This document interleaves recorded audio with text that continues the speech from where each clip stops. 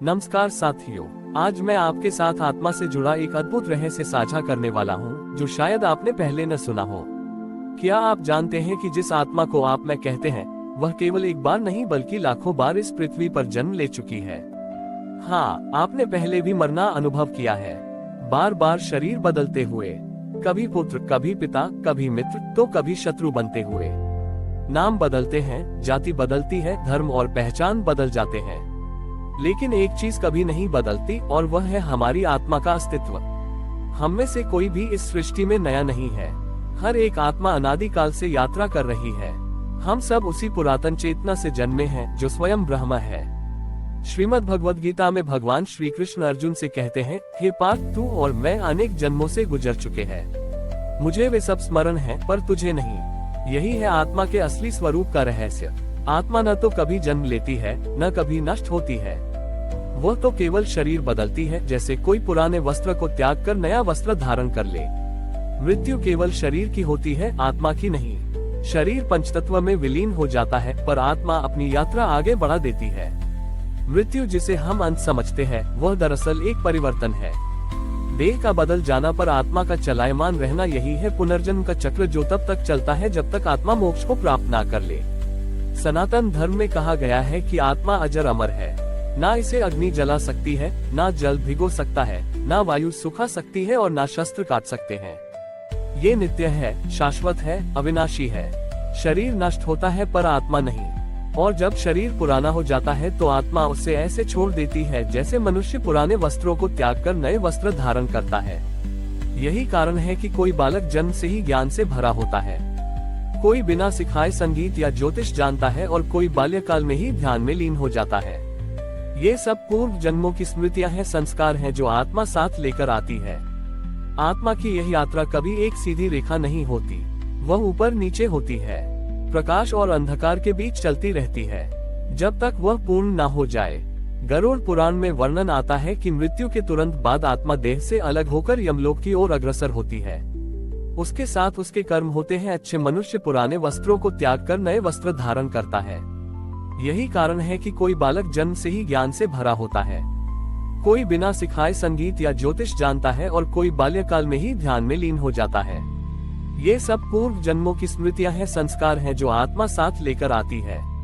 आत्मा की यह यात्रा कभी एक सीधी रेखा नहीं होती, वह ऊपर नीचे होती है, प्रकाश और अंधकार के बीच चलती रहती है, जब तक वह पूर्ण ना हो जाए।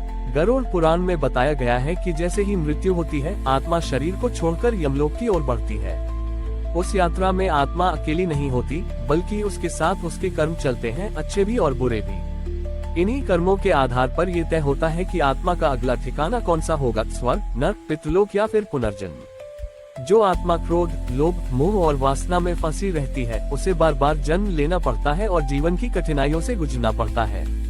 जबकि जो आत्मा सत्कर्म, भक्ति और सदाचार में दृढ़ रहती है, वह धीरे धीरे जन्म और मृत्यु के बंधन से मुक्त होने लगती है। इसी कारण कई बार आत्मा एक ही परिवार में पुनः जन्म लेती है। वही रिश्ते, वही परिस्थितियां बार बार सामने आती हैं, क्योंकि आत्मा तब तक वही अनुभव दोहराती है जब तक वह उस शिक्षा को पूरी तरह आत्मसात न कर ले। आप आज जिस देह में जी रहे हैं, ये पहली बार नहीं है। इससे पहले आपने असंख्य बार अलग अलग योनियों में जन्म लिया है। कभी पशु के रूप में, कभी पक्षी, कभी जलचर, तो कभी वृक्ष और वनस्पति के रूप में। इस तरह लाखों योनियों का अनुभव करने के बाद ही आत्मा को ये दुर्लभ मनुष्य जीवन प्राप्त होता है। शिव पुराण में वर्णन है कि मनुष्य योनि ही एकमात्र ऐसी अवस्था है जहां आत्मा मोक्ष की ओर बढ़ने का अवसर पाती है। बाकी सभी योनियां केवल कर्मों के फल भोगने के लिए होती हैं। वहीं से निकलकर जो आत्मा मानव जन्म में आती है, परंतु यह अवसर यदि हम ना पहचाने और वही मोह, क्रोध और वासना के बंधन में फंसे रहे, तो आत्मा फिर उसी चक्र में लौट जाती है जहां से उसे मुक्त होना था। गीता में श्री कृष्ण कहते हैं, मनुष्य जिस भावना और श्रद्धा से जीवन जिएगा, वही उसकी गति को तय करेगी। मृत्यु के समय जिसकी चेतना जहां स्थित होती है, वही उसका अगला जन्म तय करती है। यदि आपकी चेतना धन, सत्ता, शरीर या भोग में डूबी है, तो आपकी आत्मा उसी दिशा में आकर्षित होगी, और यदि आपकी चेतना भगवान के चरणों में, सेवा में, त्याग में और आत्मज्ञान में स्थित है, तो आप उसी दिशा में बढ़ेंगे। आत्मा की गति केवल कर्म से ही नहीं, चेतना की स्थिति से भी तय होती है। लेकिन अगर ये दुर्लभ अवसर हम पहचान न पाए और मोह, क्रोध, लोभ तथा वासना में ही उलझे रहे तो आत्मा फिर उसी चक्र में लौट जाती है जिससे उसे मुक्त होना था। भगवद गीता में श्री कृष्ण कहते हैं, मनुष्य जैसा जीवन जीता है, जिस श्रद्धा और भावना में वह अपने दिन बिताता है, वही उसकी अगली गति को निर्धारित करती है। मृत्यु के समय उसकी चेतना जिस स्थिति में होती है, क्या कभी आपको कोई डर, कोई गंध, कोई स्वाद या कोई सपना ऐसा महसूस हुआ है जिसका इस जीवन से कोई संबंध ही न हो, फिर भी उसने आपको भीतर तक असहज कर दिया हो?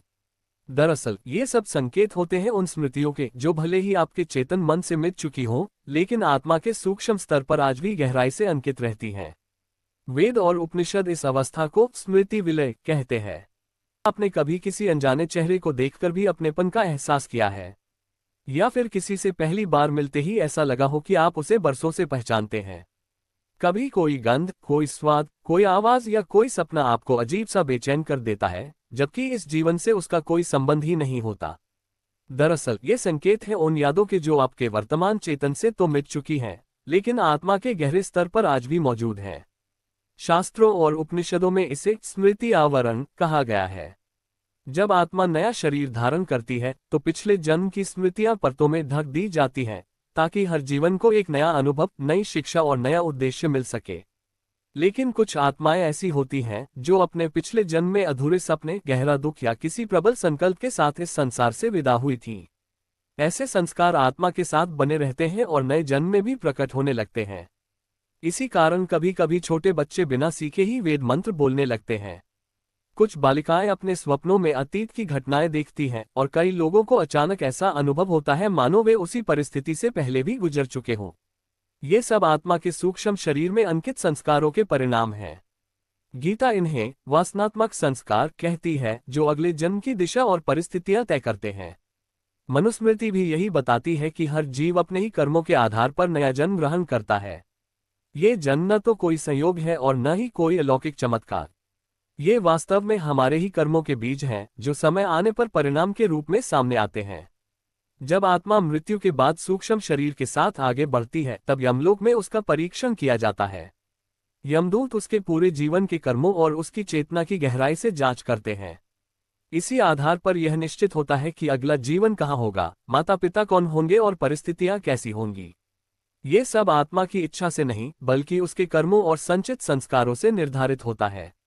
इसी कारण आत्मा बार बार इस संसार में लौटकर नया अनुभव करती है। हम बार बार उसी पाठशाला में लौटते हैं और वही अधूरा अध्याय फिर से दोहराने पर मजबूर होते हैं, जिसे पिछले जन्म में अधूरा छोड़ दिया था। शिव पुराण में उल्लेख मिलता है कि जब आत्मा शरीर का त्याग करती है तो वह सूक्ष्म लोकों में प्रवेश करती है। यदि उस समय शरीर संतुलित हो, प्राण शांत हो और मन एकाग्र स्थिति में हो, तो आत्मा सहज रूप से ऊंचे लोकों की ओर अग्रसर होती है। लेकिन जो आत्माएं क्रोध, आसक्ति, घृणा या वासनाओं में बंधी होती हैं, वे मृत्यु के पश्चात भी उन्हीं भावनाओं के जाल में फंसी रहती हैं। इसी कारण कई आत्माएं प्रेत रूप धारण कर लेती हैं और भटकाव का अनुभव करती हैं। कुछ आत्माएं बार बार उसी स्थान के आसपास मंडराती रहती हैं जहां उन्होंने अपना शरीर छोड़ा था। कुछ आत्माएं अपने प्रियजनों से दूर नहीं हो पाती और मृत्यु के बाद भी उनसे जुड़े रहने की कोशिश करती हैं। ऐसी आत्माएं पुनर्जन्म के चक्र में इसलिए फंसी रहती हैं क्योंकि उनका ये जीवन अधूरा रह गया होता है। शास्त्रों में वर्णित 84 लाख योनियां केवल प्रतीक मात्र नहीं है, बल्कि आत्मा की यात्रा के वास्तविक पड़ाव मानी गई हैं। इनमें से मनुष्य योनि को सबसे श्रेष्ठ माना गया है, क्योंकि केवल मनुष्य जन्म में ही आत्मा को आत्मचिंतन, विवेक और मोक्ष की ओर अग्रसर होने का अवसर प्राप्त होता है। यदि यह जीवन भी केवल भोग विलास, ईर्ष्या और अज्ञान में ही बीत गया, तो आत्मा को फिर से उसी यात्रा पर लौटना पड़ता है जहां से वह आई थी। गरुड़ पुराण में उल्लेख है कि यदि आत्मा ने धर्म, सेवा और सत्य के मार्ग को ग्रहण नहीं किया, तो उसे पशु, पक्षी, कीट, पतंगे, यहाँ तक कि वृक्षों की योनि में भी भटकना पड़ सकता है। और यह क्रम एक बार नहीं बल्कि असंख्य बार दोहराया जा सकता है। यही संसार का अनंत चक्र है, जो तब तक चलता रहता है जब तक आत्मा अपने वास्तविक स्वरूप का बोध न कर ले। आपके भीतर उठने वाली शांति की प्यास, ईश्वर की ओर स्वाभाविक आकर्षण और वह गहरी बेचैनी, ये सब आत्मा की वही पुकार है जो जन्मों से अपनी पूर्णता की तलाश में है। आत्मा थक चुकी है, कभी जन्म, कभी मृत्यु, कभी नए रिश्ते, कभी बिछड़ने का दर्द और बार बार भुला दिए गए पिछले अनुभवों से। अब उसकी चाहत केवल इतनी है कि वह उस अंतिम द्वार तक पहुंच जाए जहां से उसे लौटकर वापस न आना पड़े। लेकिन यह संभव तभी है जब हम इस जीवन को पूरी सजगता और चेतना के साथ जिए। हर विचार, हर कर्म और हर संबंध को ऐसे निभाएं मानो ये अंतिम अवसर हो। शास्त्रों में कहा गया है कि जब शिशु माता के गर्भ में होता है तब उसके पास अपने पिछले जन्म की स्मृतियां होती हैं। पर जन्म लेने के बाद सांसारिक आवरण उन्हें ढक देता है और आत्मा नई यात्रा शुरू करती है। आत्मा जानती है कि उसने कौन से कर्म किए, किनसे क्या संबंध जोड़े, किसे छोड़ा और किसे दुख पहुंचाया। लेकिन जैसे जैसे वह जन्म के निकट आती है और पंचमहाभूतों से बनी देह को ग्रहण करती है, उसकी स्मृति धीरे धीरे आच्छादित हो जाती है। जन्म के क्षण तक आते आते वह सब भूल जाता है। फिर भी आत्मा कुछ नहीं भूलती, वह सब कुछ अपने साथ लेकर आती है। यही पूर्वजन्म के अनुभव हमारे स्वभाव, हमारे डर, हमारी रुचियों और हमारे संस्कारों की नींव बनते हैं। इसी कारण कुछ लोग जन्म से ही करुणामय होते हैं तो कुछ में विशेष प्रतिभा या प्रवृत्तियां दिखाई देती हैं। कुछ लोगों में अज्ञात भय दिखाई देता है और कुछ के भीतर ऐसा ज्ञान उभर आता है जिसे उन्होंने इस जीवन में कभी सीखा ही नहीं। कई छोटे बच्चे तो मात्र 2 या 3 वर्ष की अवस्था में अपने पिछले जन्म की बातें करने लगते हैं। वे अपने पुराने घर का नाम बताते हैं, माता पिता को पहचान लेते हैं और यहाँ तक कि अपनी मृत्यु का कारण भी स्पष्ट रूप से कहते हैं। ऋषि मुनि वर्षों तक कठोर तप करते थे, सिर्फ इसलिए कि वे अपने पूर्व जन्मों की झलक पा सकें। महर्षि पतंजलि ने योग सूत्रों में उल्लेख किया है कि पूर्व जन्म की स्मृति उसी को प्राप्त होती है जो अपने चित्त को पुनर्तः शांत और निर्मल बना लेता है। इसका अर्थ यह है कि यह ज्ञान कहीं बाहर से नहीं आता, बल्कि पहले से ही हमारे भीतर छिपा होता है। हम उसे सुन नहीं पाते क्योंकि हमारा मन इच्छाओं, अहंकार, वासना, क्रोध और असुरक्षा के शोर से भरा रहता है। जब ये शोर धीरे धीरे शांत होने लगता है तो आत्मा अपने अतीत के पर्दे उठाने लगती है। तब मनुष्य समझ पाता है कि वह कितनी बार मृत्यु को पार कर चुका है और फिर भी कुछ अधूरा लिए बार बार इस संसार में लौटता रहा है। गरुड़ पुराण में बताया गया है कि आत्मा के 3 शरीर होते हैं। पहला है स्थूल शरीर, जिसे हम देख और छू सकते हैं। दूसरा है सूक्ष्म शरीर, जो मृत्यु के बाद भी आत्मा के साथ रहता है। और तीसरा है कारण शरीर, जो आत्मा की मूल प्रकृति और उसके वास्तविक स्वरूप का आधार है। मृत्यु के बाद स्थूल शरीर पंचतत्व में विलीन हो जाता है, लेकिन सूक्ष्म और कारण शरीर आत्मा के साथ उसकी यात्रा पर बने रहते हैं। यही सूक्ष्म शरीर वह स्थान है जहां हमारी स्मृतियां, इच्छाएं, संस्कार, मन और बुद्धि संग्रहित रहते हैं। इसी कारण आत्मा नया जन्म लेते समय अपने साथ पुरानी प्रवृत्तियां और अधूरे अनुभव लेकर आती है। यही सूक्ष्म शरीर अगले जन्म में नई देह को धारण करता है और पिछले अनुभवों के बीज अपने साथ ले जाता है। इसी कारण हमारे विचार, रुचियां, पसंद नापसंद और स्वभाव केवल इस जीवन की देन नहीं होते, बल्कि वे हमारे पूर्व जन्मों से गहराई तक जुड़े रहते हैं, भले ही हमें स्पष्ट स्मृति न हो। जब मनुष्य को ये समझ आने लगती है कि वह केवल एक जन्म का यात्री नहीं बल्कि अनगिनत जीवनों की यात्रा कर रहा है, तब उसके भीतर विनम्रता और उत्तरदायित्व दोनों जागृत होते हैं। वह जान जाता है कि उसके कर्मों का फल केवल इस जन्म तक सीमित नहीं है, बल्कि आत्मा उसे आने वाले जन्मों तक अपने साथ लेकर चलती है।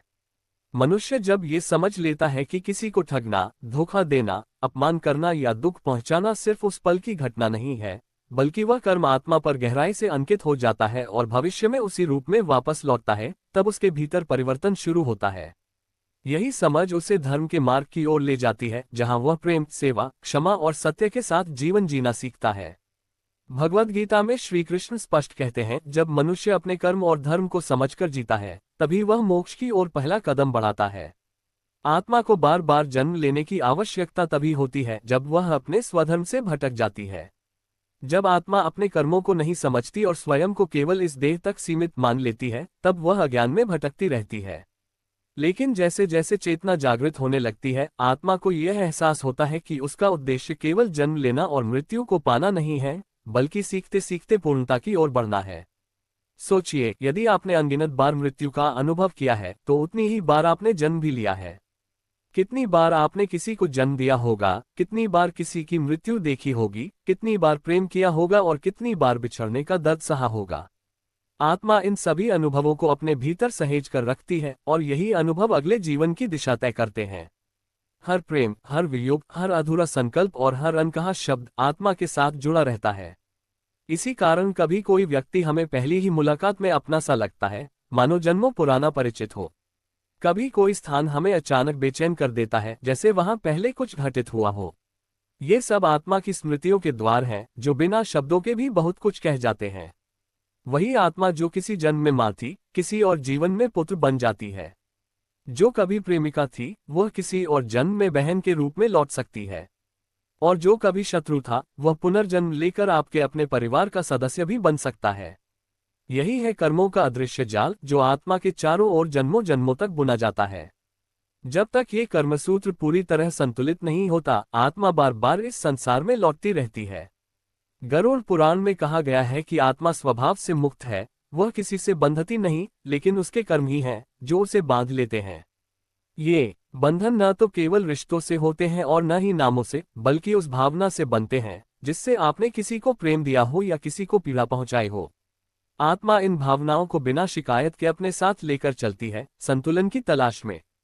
इसीलिए सनातन धर्म हमें सिखाता है, कभी किसी का दिल मत दुखाओ, क्योंकि आत्मा इस बोझ को केवल एक जीवन नहीं, बल्कि जन्मों जन्मों तक साथ लेकर चलती है। यदि आपने किसी से सच्चा प्रेम किया है, निस्वार्थ सेवा की है या सच्चा आशीर्वाद दिया है, तो वह भी आत्मा के साथ अमर रहता है।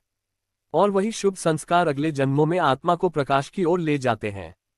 इसी कारण कुछ रिश्ते इतने सहज, इतने गहरे और इतने मौन होते हैं, मानो शब्दों की कोई जरूरत ही नहीं। क्योंकि आत्मा पहले ही पहचान लेती है, ये वही है जिससे वह पहले भी जुड़ी रही है। पुनर्जन्म की यह प्रक्रिया केवल व्यक्तिगत नहीं है, बल्कि संपूर्ण सृष्टि के विराट संचालन का हिस्सा है। हर आत्मा एक विशिष्ट उद्देश्य लेकर जन्म लेती है, कभी स्वयं के उत्थान के लिए, तो कभी दूसरों के कल्याण के लिए। कभी आत्मा दूसरों के कर्मफल को पूर्ण करने के लिए जन्म लेती है। ब्रह्मा द्वारा रचित इस सृष्टि में कोई भी आत्मा व्यर्थ नहीं आती। हर जन्म का एक उद्देश्य होता है, आत्मा को पूर्णता की ओर ले जाना। अब सोचिए, यदि आपने अनगिनत बार मृत्यु का अनुभव किया है, तो उतनी ही बार आपने जन्म भी लिया है। कितनी बार आपने किसी को जन्म दिया होगा, कितनी बार किसी की मृत्यु देखी होगी। कभी किसी से गहरा प्रेम किया होगा, तो कभी किसी से बिछड़ने का दर्द सहा होगा। आत्मा इन सब अनुभवों को अपने भीतर सहेज कर रखती है, हर प्रेम, हर वियोग, हर अधूरा संकल्प और हर अनकही बात। इसीलिए कभी कभी कोई व्यक्ति मिलते ही आत्मा के बहुत करीब महसूस होता है, जैसे वह जन्मों पुराना परिचित हो। और कभी कोई स्थान हमें अचानक भयभीत कर देता है, मानो वहां पहले कुछ घटा हो। ये सब आत्मा की स्मृति के द्वार हैं, जो बिना शब्दों के भी बहुत कुछ कह जाते हैं। वही आत्मा जो किसी जन्म में माँ थी, किसी और जन्म में पुत्र बन सकती है। जो कभी प्रेमिका थी, वह अगले जीवन में बहन के रूप में लौट आती है। और जो कभी शत्रु था, वही पुनर्जन्म लेकर आपके परिवार का सदस्य बन सकता है। यही है कर्मों का अदृश्य जाल, जो आत्मा के चारों ओर जन्मों से जन्मों तक बुना जाता है। जब तक ये कर्मसूत्र पूरी तरह संतुलित नहीं हो जाता, आत्मा बार बार लौटती रहती है। गरुड़ पुराण में वर्णन है कि आत्मा स्वयं किसी से बंधती नहीं है, पर उसके कर्म ही हैं जो उसे बांध लेते हैं। और यह बंधन न तो रिश्तों से होते हैं, न ही नामों से, बल्कि उन भावनाओं से जो हमने किसी के प्रति प्रेम, दुख, सेवा या पीड़ा के रूप में अनुभव की होती हैं। जिससे आपने किसी को चाहा हो या किसी को दुख पहुंचाया हो, आत्मा उस भाव को अपने साथ लेकर चलती है, बिना किसी शिकायत के। लेकिन हर जन्म में वह संतुलन की तलाश करती रहती है। इसीलिए सनातन धर्म हमें सिखाता है, कभी किसी का दिल मत दुखाओ, क्योंकि आत्मा उस पीड़ा को केवल एक जीवन नहीं, बल्कि अनेक जन्मों तक अपने भीतर संजोए रखती है। और यदि आपने किसी से सच्चा प्रेम किया है, सच्ची सेवा की है या सच्चे मन से आशीर्वाद दिया है, तो वह भी आत्मा के साथ अमर रहता है। वही प्रकाश बनकर अगले जन्मों में भी उसका मार्गदर्शन करता है। यही कारण है कि कुछ रिश्ते इतने सहज, इतने गहरे और इतने मौन होते हैं कि मानो कुछ कहने की जरूरत ही नहीं। आत्मा पहले से जानती है, ये वही है जिससे वह पहले भी जुड़ी रही है। पुनर्जन्म केवल व्यक्ति की यात्रा नहीं है, बल्कि पूरी सृष्टि के विराट संचालन का हिस्सा है। हर आत्मा किसी विशेष उद्देश्य के साथ इस धरती पर आती है। कभी यह उद्देश्य आत्मा के अपने उत्थान से जुड़ा होता है, तो कभी दूसरों के अधूरे कर्मों को पूर्ण करने से। ब्रह्मा की इस सृष्टि में कोई भी आत्मा व्यर्थ में जन्म नहीं लेती। प्रत्येक जन्म के पीछे एक गहरा संकेत और एक उच्चतर योजना छिपी होती है। कभी कोई आत्मा किसी माँ के गर्भ में इसलिए आती है ताकि उस माँ का अधूरा मातृत्व पूरा हो सके। कभी कोई आत्मा निर्धनता में जन्म लेकर त्याग और संघर्ष का वास्तविक अनुभव करती है।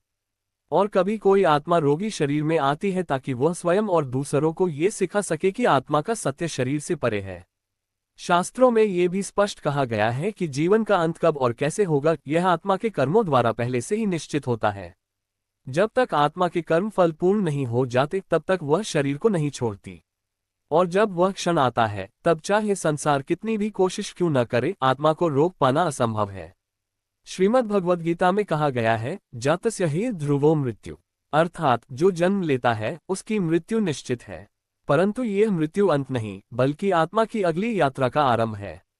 जैसे सूर्यास्त के बाद रात्रि आती है और फिर एक नया सवेरा होता है, वैसे ही मृत्यु भी केवल एक संधि है, एक द्वार है जो आत्मा को अगले अनुभव की ओर ले जाता है। कुछ आत्माएं विशेष होती हैं, वे अपनी साधना और तपस्या से इतनी शक्तिशाली हो जाती हैं कि मृत्यु पर भी अधिकार पा लेती हैं। ऐसे महापुरुष अपने देह त्याग का समय, स्थान और विधि स्वयं निर्धारित कर सकते हैं। भीष्म पितामह इसका सर्वोत्तम उदाहरण है, जिन्होंने शरशय्या पर महीनों तक देह में रहते हुए प्राण नहीं त्यागे, क्योंकि उन्हें इच्छा मृत्यु का वरदान प्राप्त था।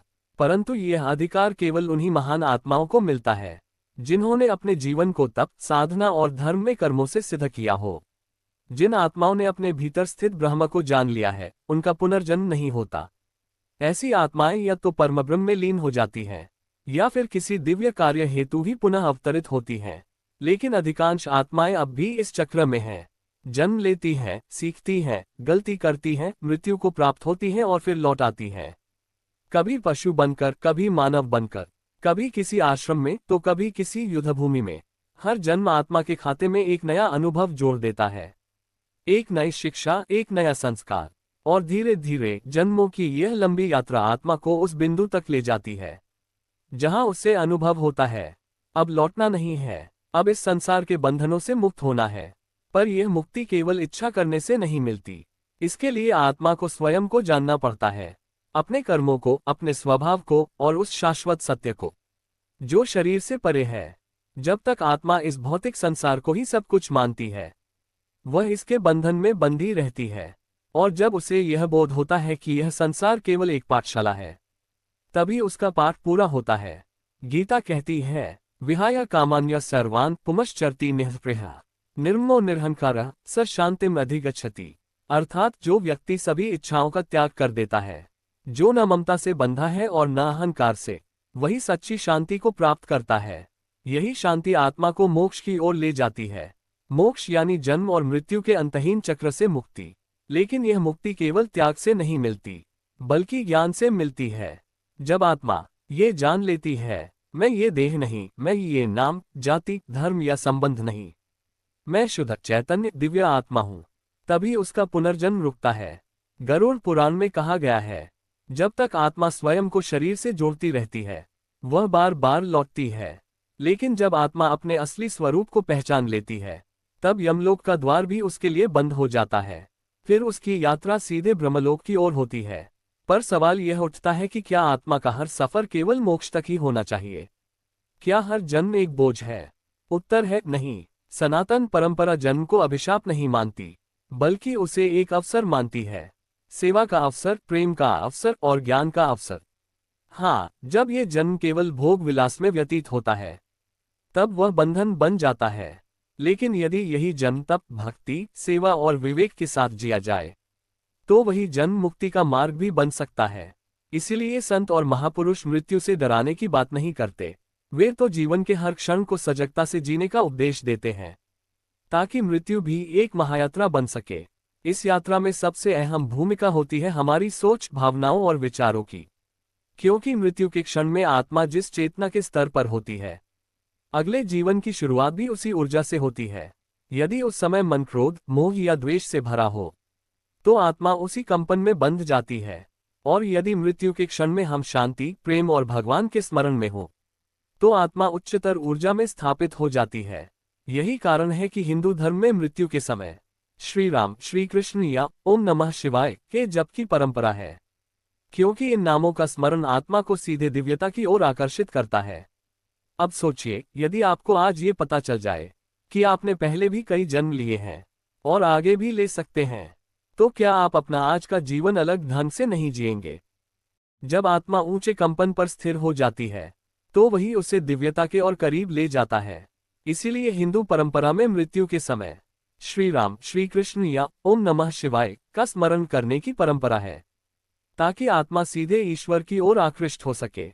अब जरा सोचिए, यदि आज आपको ये ज्ञात हो जाए कि आपने पहले भी असंख्य जन्म लिए हैं, और आगे भी लेते रह सकते हैं। तो क्या आप अपना वर्तमान जीवन वैसे ही बिताना चाहेंगे जैसे अब तक बिताते आए हैं? क्या आप फिर भी मोह, द्वेष, अहंकार और लालच में फंसे रहना चाहेंगे? या चाहेंगे कि यह जन्म ही अंतिम हो? यही आत्मबोध की पहली सीढ़ी है। जब आत्मा अपनी ही यात्रा को पहचान लेती है, जब मृत्यु से डरना छोड़कर उसे समझना शुरू कर देती है। कभी कभी आत्मा बार बार जन्म लेने का कारण केवल भोग या बंधन नहीं होता, बल्कि कोई विशेष उद्देश्य होता है। कुछ आत्माएं इसलिए लौटती हैं क्योंकि उनका कोई अधूरा संकल्प बाकी होता है, कोई वचन अधूरा होता है जिसे पूरा करना जरूरी होता है।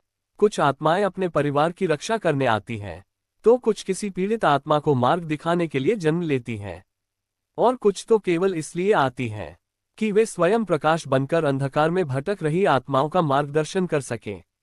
श्रीमद्भगवद गीता में श्री कृष्ण कहते हैं, यदा यदा हि धर्मस्य ग्लानिर्भवति भारत अभ्युत्थानम अधर्मस्य तदात्मान सृजाम्यहम्। अर्थात जब जब धर्म की हानि होती है और अधर्म बढ़ने लगता है, तब तब मैं स्वयं अवतरित होता हूँ। ये सत्य केवल भगवान के लिए ही नहीं, बल्कि महान आत्माओं के लिए भी लागू होता है। कुछ आत्माएं स्वयं ईश्वर की प्रेरणा से पृथ्वी पर आती हैं, ताकि मानवता को राह दिखा सके। उनका जीवन साधारण दिख सकता है, पर उनके कर्म असाधारण होते हैं। वे दिखावे या प्रसिद्धि के लिए कार्य नहीं करती, बल्कि उनका हर कदम केवल सेवा, जागरण और सत्य के लिए होता है। ऐसी आत्माओं का आना हमें याद दिलाता है कि यह संसार केवल भोग की जगह नहीं, बल्कि कर्तव्य, सेवा और प्रेम का क्षेत्र भी है। उनकी उपस्थिति ही हमें ये सिखाती है कि हर जन्म एक अवसर है, अवसर कुछ अधूरा पूरा करने का, अवसर सत्य और धर्म को आगे बढ़ाने का। ये आत्माएं अक्सर किसी बड़े घराने या राजसी वैभव में नहीं आती, बल्कि साधारण परिवारों में जन्म लेती हैं। उनका जीवन बाहर से बिल्कुल सामान्य दिखता है, पर उनके कर्म, उनके विचार और उनका आचरण सब कुछ असाधारण होता है। वे अपने आसपास के लोगों के लिए प्रेरणा बन जाती हैं।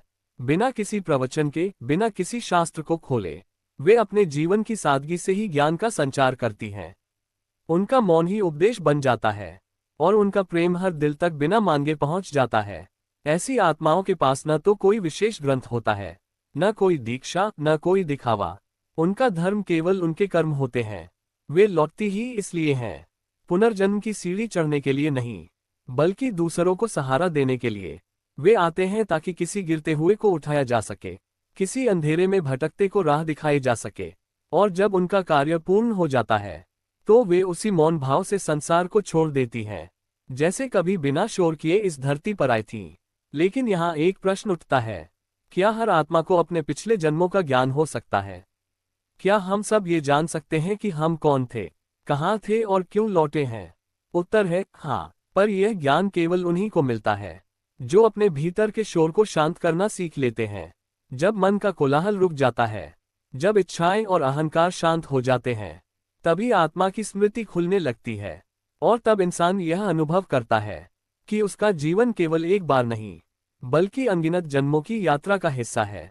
जब मनुष्य अपनी भौतिक इच्छाओं और लालसाओं से परे चला जाता है, जब उसका मन स्थिर और चित्त निर्मल हो जाता है, तब आत्मा धीरे धीरे अपने अनुभवों को प्रकट करने लगती है। ये रहस्य किसी किताब से नहीं मिलता, बल्कि भीतर की यात्रा से खुलता है। ध्यान, साधना और सत्संग वे माध्यम हैं जो आत्मा को बार बार के चक्र से मुक्त कर सकते हैं। अन्यथा आत्मा उसी चक्रव्यूह में फंसी रहती है, जन्म, मृत्यु और पुनर्जन्म के अंतहीन चक्र में। परंतु जब आत्मा भीतर की ओर मुड़ती है, ईश्वर प्रेम, सेवा और त्याग को अपनाती है, तो उसकी गति ऊपर की ओर होती है। यही मार्ग है जिसे धार्मिक पुनर्जन्म कहा गया है, जहां हर नया जीवन आत्मा को उसके परम उद्देश्य के और निकट ले आता है। अब आप अपने भीतर झांक कर देखिए, क्या आपको कभी ऐसा अनुभव हुआ है कि यह जीवन अधूरा है, कि आप किसी गहरे कारण से यहाँ हैं, लेकिन वह कारण अभी स्पष्ट नहीं है? क्या कभी ऐसा लगा है कि कोई कार्य है जिसे आपको पूरा करना है, कोई आत्मा है जिसे आपको खोजना है, या कोई पीड़ा है जो आपको भीतर से बदल रही है? ये सब संकेत हैं कि आपकी आत्मा पहले भी इस धरती पर आई है, और अब इस जन्म में वह किसी विशेष उद्देश्य के लिए फिर लौटी है। यह उद्देश्य केवल सांसारिक उपलब्धियों तक सीमित नहीं है, बल्कि आत्मिक जागरण है। क्योंकि जब आत्मा भीतर से जाग जाती है, तो वह मृत्यु को अंत नहीं मानती, बल्कि उसे एक मार्ग समझती है, एक ऐसा द्वार जो अगले चरण की ओर ले जाता है। इस मार्ग में भय नहीं होता, बल्कि होता है केवल समर्पण। जैसे कोई यात्री जिसे पता हो कि अगला स्टेशन कहाँ है, वह यात्रा का आनंद भी लेता है और अगली मंजिल के लिए तैयार भी रहता है। ठीक वैसे ही जागरूक आत्मा मृत्यु को भय से नहीं, बल्कि स्वीकार से देखती है, क्योंकि वह जानती है कि वह पहले भी इस द्वार से गुजर चुकी है और हर बार कुछ नया सीख कर आगे बढ़ी है। आत्मा को केवल शरीर बदलना होता है, पर उसका अनुभव, उसका सार, उसकी चेतना में सदा संचित रहता है। यही अनुभव उसके अगले जन्म का चरित्र बनता है, उसकी दृष्टि को आकार देता है और उसकी चेतना को निर्मित करता है। इसीलिए शास्त्रों ने कहा है, यदि आप इस जीवन को प्रेम, क्षमा, सेवा और आत्मज्ञान के साथ जिए, तो अगला जीवन स्वतः ही सुंदर हो जाता है। और यदि आप इसी जीवन में पूर्णता और आत्म साक्षात्कार को पालें, तो फिर आत्मा को पुनः लौटने की आवश्यकता ही नहीं रहती। आत्मा को केवल शरीर बदलना होता है। शरीर नश्वर है, पर आत्मा अमर है। उसके अनुभव, उसका सार, उसकी स्मृतियां, ये सब कुछ उसके साथ बने रहते हैं। इन्हीं अनुभवों से आत्मा का अगला चरित्र बनता है, उसकी दृष्टि निर्मित होती है और उसकी चेतना विकसित होती है।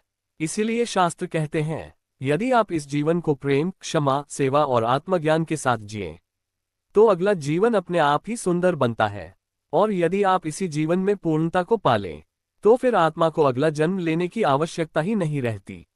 वह ब्रह्म में विलीन हो जाती है, उस स्रोत में लौट जाती है जहां से वह आई थी।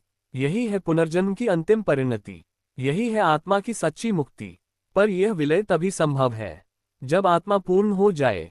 जैसे कोई नदी समंदर से मिलती है और फिर उसका अलग अस्तित्व नहीं रहता। लेकिन सभी आत्माएं इतनी सहजता से पूर्णता तक नहीं पहुंचती। बहुत सी आत्माएं बीच में ही अटक जाती हैं, अधूरी इच्छाओं में, अपूर्ण कर्मों में, या फिर गहरे अज्ञान के कारण। गरुड़ पुराण बताता है कि जब कोई आत्मा अपने उद्देश्य को नहीं समझ पाती, या मृत्यु अचानक और अप्राकृतिक रूप से होती है, जैसे हत्या, दुर्घटना या आत्महत्या, तो आत्मा बेचैन हो जाती है।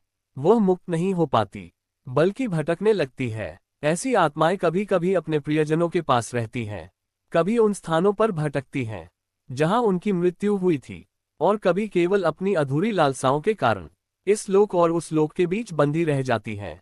शास्त्र कहते हैं कि यही कारण है कि मृत्यु के बाद कर्मकांड, प्रार्थना और श्रद्धा से किए गए संस्कार आत्मा की यात्रा को सरल बनाते हैं, क्योंकि वे आत्मा को ये स्वीकार करने में सहारा देते हैं कि उसकी पृथ्वी की यात्रा अब पूर्ण हो चुकी है। याद रखिए, हर आत्मा का अंतिम लक्ष्य है पूर्णता, ब्रह्म से एकाकार होना। पर वहां तक की यात्रा हर आत्मा की अलग होती है। कुछ आत्माएं जल्दी पहुंच जाती हैं, कुछ को कई जन्म लग जाते हैं, और कुछ आत्माएं अधूरी इच्छाओं में बंधकर बार बार लौटती रहती हैं। अब प्रश्न यह है, क्या आप अपनी आत्मा को अधूरी इच्छाओं में उलझाकर फिर से लौटने के लिए बाध्य करेंगे, या फिर इस जीवन में ही प्रेम, सेवा और आत्मज्ञान के साथ पूर्णता को प्राप्त करने का संकल्प लेंगे? लेकिन सभी आत्माएं इतनी सहजता से पूर्णता तक नहीं पहुंच पाती।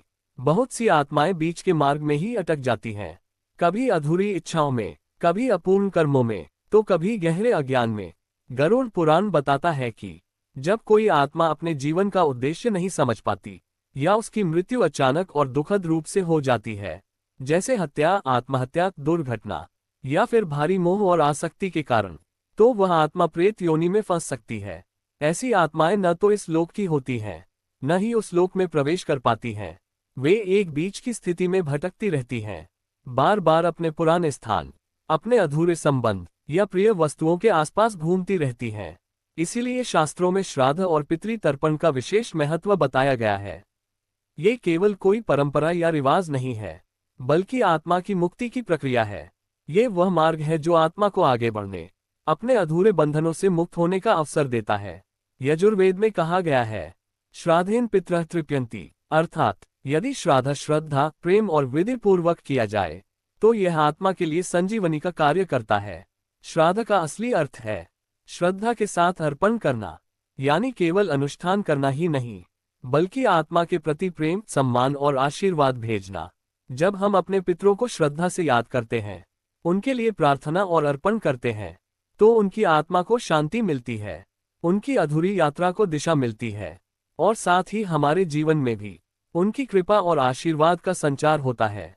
इसलिए याद रखिए, श्राद्ध और तर्पण केवल मृतकों के लिए नहीं है, ये जीवितों के लिए भी उतना ही आवश्यक है, क्योंकि जब हमारे पूर्वजों की आत्माएं शांत होती हैं, तभी हमारा जीवन भी शांत, स्थिर और शुभ फलदायी बनता है।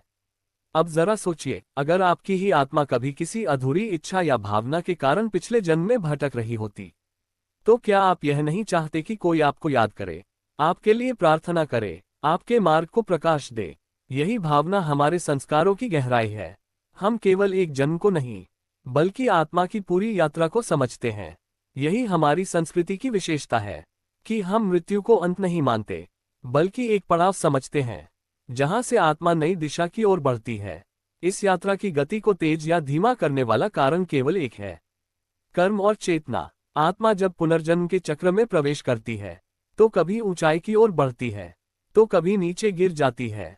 यदि किसी जन्म में उसने सत्य, धर्म, करुणा और संयम को अपनाया हो, तो अगले जन्म में वह और भी चेतनशील होकर आती है, अच्छे परिवार में जन्म लेती है, वैराग्य सहज लगता है और उसे गुरु की कृपा स्वतः प्राप्त होती है। परंतु यदि आत्मा ने छल, हिंसा, भोग और वासनाओं में जीवन बिताया हो, तो उसका अगला जन्म नीच योनियों में होता है। यही पुनर्जन्म का नियम है, जहां आत्मा का मार्ग उसी के कर्म और विचार तय करते हैं, जहां आत्मा को वही दुख, वही कष्ट सहने पड़ते हैं जो उसने कभी दूसरों को दिए थे। यही है कर्म का अटल नियम, जो आत्मा को जन्म जन्मांतर तक बांधे रखता है। इसीलिए शास्त्र चेतावनी देते हैं, हर क्षण को सजग होकर जियो, क्योंकि कौन जानता है ये श्वास ही तुम्हारी अंतिम हो, और यदि यह अंतिम साबित हुई, तो उस क्षण तुम्हारी चेतना किस दिशा में थी, यही निश्चय करेगा कि अगला जन्म तुम्हें कहाँ ले जाएगा। क्या तुम्हें मनुष्य का जन्म मिलेगा या किसी और योनि में प्रवेश करना होगा? क्या तुम्हारी आत्मा और अधिक प्रकाश की ओर बढ़ेगी या फिर उसी अंधकार में लौट जाएगी जहां से वह पहले भी गुजर चुकी है? गीता में इसी सत्य को समझाते हुए कहा गया है, कांताराध्य पुण्य कर्म नाम, अर्थात पुण्यात्माएं अपने शुभ कर्मों के प्रभाव से ऐसे स्थलों पर जन्म लेती हैं जहां उनका आत्मिक उत्थान सबसे अधिक संभव हो। सोचिए, किसी संत परिवार में जन्म लेना, किसी गुरुकुल में शिक्षा प्राप्त करना, या ऐसे घर में जन्म लेना जहां भक्ति, ध्यान और शुद्धता का वातावरण हो। ये सब संयोग नहीं होते, ये आत्मा के पिछले कर्मों का परिणाम होते हैं। और फिर यात्रा का एक ऐसा चरण आता है जब आत्मा अपने अनुभवों की सभी परतों को पार कर जाती है, जहां उसे शरीर में लौटने की आवश्यकता नहीं रहती। वह उस स्रोत से मिल जाती है जहां से वह आई थी। यही है आत्मा की अंतिम उपलब्धि, मुक्ति। अब वह आत्मा केवल अपने लिए नहीं जीती, वह दूसरों के उत्थान के लिए एक मार्गदर्शक बन जाती है, कभी अदृश्य शक्ति के रूप में, तो कभी प्रेम, प्रकाश और करुणा की तरंगों के रूप में धरती पर सक्रिय रहती है। उस अवस्था में आत्मा प्रकृति के बंधनों से परे हो जाती है। न उसे जन्म की आवश्यकता रहती है, न मृत्यु का भय बांध पाता है। वह मृत्यु को सामने से देख सकती है, पर अब उससे भयभीत नहीं होती, क्योंकि वह जान चुकी होती है कि मृत्यु तो केवल एक द्वार है जो हर बार एक नए अनुभव, एक नए जीवन की ओर खोलता है। यही कारण है कि मृत्यु को शास्त्रों ने अंतिम विराम नहीं माना, बल्कि एक विशाल यात्रा का छोटा सा पड़ाव कहा है। आत्मा अनगिनत जन्मों, अनेक परिस्थितियों और असंख्य रिश्तों से गुजरती है, ताकि धीरे धीरे स्वयं को जान सके, अपने भीतर छिपे परमात्मा को पहचान सके और अंततः उस अनंत शांति में विलीन हो सके जहां से उसका उद्गम हुआ था। शास्त्र कहते हैं कि आत्मा का अंतिम लक्ष्य है ब्रह्म में विलीन होना। यही जीवन का सबसे बड़ा उद्देश्य है, बार बार जन्म लेने का नहीं, बल्कि एक बार भीतर से जागने का, जिससे सच्ची मुक्ति मिल सके। क्या आपने कभी महसूस किया है कि कुछ अनुभव साधारण नहीं होते? कभी कोई अनजाना व्यक्ति भी अपना सा लगता है, कभी कोई सपना ऐसा आता है मानो किसी पुराने जन्म की खिड़की खुल गई हो, कभी किसी स्थान पर पहुंचते ही अजीब सी बेचैनी होने लगती है, और कभी कोई दृश्य देखकर आत्मा भीतर तक कांप उठती है। ये सब संकेत हैं आपकी आत्मा की उस यात्रा के, जो अब तक मौन थी पर अब जागना चाहती है। और अब जब आप जान चुके हैं कि आप न जाने कितनी बार मर चुके हैं, तो सोचिए, क्या आप ये जीवन पहले की तरह ही जिएंगे, या फिर चाहेंगे कि यह जीवन आपको आत्मिक जागरण की ओर ले जाए? ऐसा जीवन जो अगला जन्म न मांगे, बल्कि आपको उसी पूर्णता में पहुंचा दे जहां आत्मा को न कोई भय है, न कोई भ्रम। यदि यह सत्य आपके हृदय को छू गया हो, तो इस ज्ञान को और लोगों तक पहुंचाने के लिए इस वीडियो को लाइक और साझा जरूर करें। इसे उस व्यक्ति के साथ अवश्य साझा करें जो जीवन की गहराई को समझना चाहता है और रूह का सफर चैनल को सब्सक्राइब करें, ताकि गीता, पुराण और वेदों की दिव्यवाणी आपके जीवन में निरंतर प्रकाश फैलाती रहे। अब अंत में एक प्रश्न आपसे, क्या आपको कभी ऐसा अनुभव हुआ है जो इस जीवन से नहीं बल्कि किसी पिछले जन्म से जुड़ा प्रतीत होता हो? कोई सपना, कोई अनजाना दर्द या कोई गहरी भावना जो आज तक अनसुलझी है? नीचे कमेंट में अपनी अनुभूति जरूर लिखें, क्योंकि आपकी आत्मा की कहानी शायद किसी और की आंखें भी खोल दे।